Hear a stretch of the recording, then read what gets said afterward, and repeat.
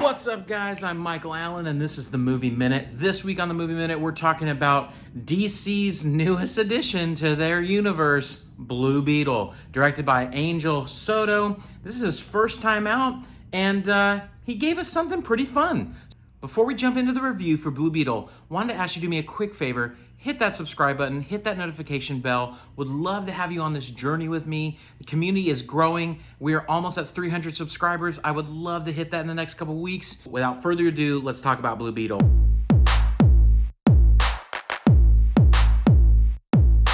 All right, Blue Beetle is the newest addition into the DC universe. It is a carryover from the old guard. James Gunn had obviously not taken over when they started writing this movie and making this movie. And so we don't honestly know what's going to happen with this guy. So keep that in mind. It's a very typical superhero movie plot where you have alien tech, lands on Earth, bad guys want to do bad things with it. It chooses the good guy, and then they obviously have a conflict. And so there's nothing truly unique about this superhero story, which I kind of was a little disappointed about, to be honest. But I will say, overall, the movie flows pretty well. So let's now talk about the things that I liked. First and foremost, George Lopez and Adriana Barraza, they play Uncle Reyes and Nana Reyes. They absolutely steal the show, you guys. They are so freaking funny. I laughed out loud, belly laughed multiple times in the theaters at their characters and their dialogue. So I just have to call it out above the rest because they really were stand out. They were significantly more entertaining, significantly better written, which is really interesting than anybody else in the entire cast. I really enjoyed the action sequences. There were some awesome action sequences. The absolute vibrancy of this film, the location, it's a fictional location. It's very obviously Latino inspired, and it was really fun. I like the mix. Also, one thing too that I'll share that I really do love, I feel like it captures something special about culture, is I love that they mixed Spanish and English often throughout the whole piece, and they did it really well. Really funny stuff, really impactful things.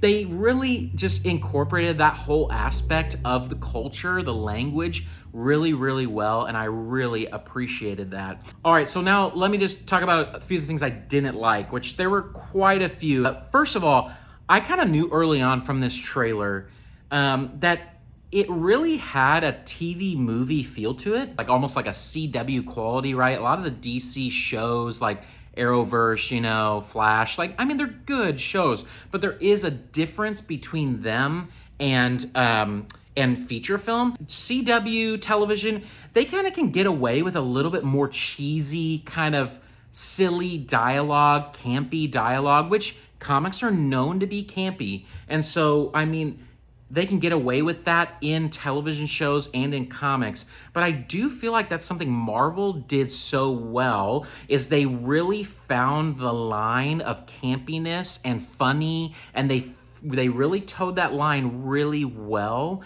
And that's why I think Marvel kind of stood above the rest for a really long time.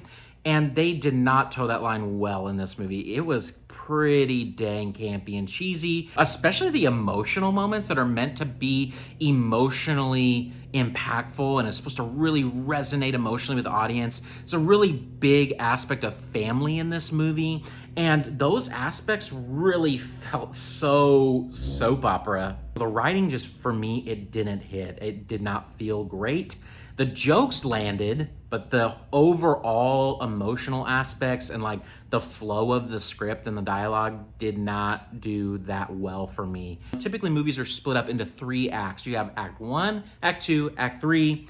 Act 1 is get to know the characters, kind of intro you, get you into the conflict, help you understand the world, and then the most of your movie happens in Act 2. All of the back and forth and all the drama and all the things that kind of ramp you up to Act 3, the conclusion, to really land the movie well and get you all excited about it. That all happens in Act 2, the setup. But these movies, and this movie in particular, it's just so bloated. This movie should have been an hour and a half, and it would have flowed really well and felt really tight. Now, one of my biggest gripes with the film, all of the VFX looked so good, except for one thing. The hub of the inside of the Blue Beetle suit, like his view, his POV, which we see a lot of, like the heads-up display inside the Blue Beetle suit, looked like a kid freaking drew it with a crayon.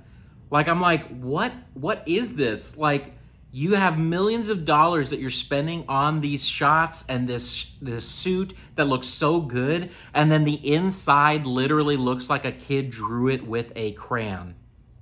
It was terrible, guys. It took me out of it every time those shots popped up. So let's talk about ratings. From an entertainment standpoint, I was fairly entertained. It was really fun. I found myself smiling a lot. I liked a lot of the jokes. George Lopez obviously saved half the movie. He was freaking hilarious. I mean, he was so funny. And so I'd give it a solid 7 out of 10 for entertainment. From a critics rating, I mean, I'd probably give it a 5 out of 10. I mean, it is middle of the road, mediocre. There's just too many things that were wrong with it. Like the bloated second act, Susan Sarandon not being good, the cheesy, campy mess ups. It just didn't land well there. So 6 out of 10 from me for Blue Beetle. I don't know if this is going to get a sequel. I mean, I would like to see this character again show up in maybe the new DC universe. I thought Xolo did a fun job, and so I kind of liked him as Jaime Reyes, and so I wouldn't mind seeing him again. But the overall film was just mediocre again, which is what has come to be DC, which makes me so sad because I was a DC kid growing up. I was all about Batman, Booster Gold, Blue Beetle. I mean, I loved the DC universe characters. I was a DC kid before I was a Marvel kid. I'm gonna give this a couch potato because I don't think it's like worthy of a theater experience for everybody. There's people that will want to go see it in theaters and they'll have a good time, but overall it's fine to just wait and watch it in streaming. At the end of the day, Blue Beetle, pretty fun. You could wait for streaming if you really want. But if you're a George Lopez fan, maybe go check it out. So that's my thoughts on Blue Beetle. Thanks for hanging out with me. Until next time, peace out.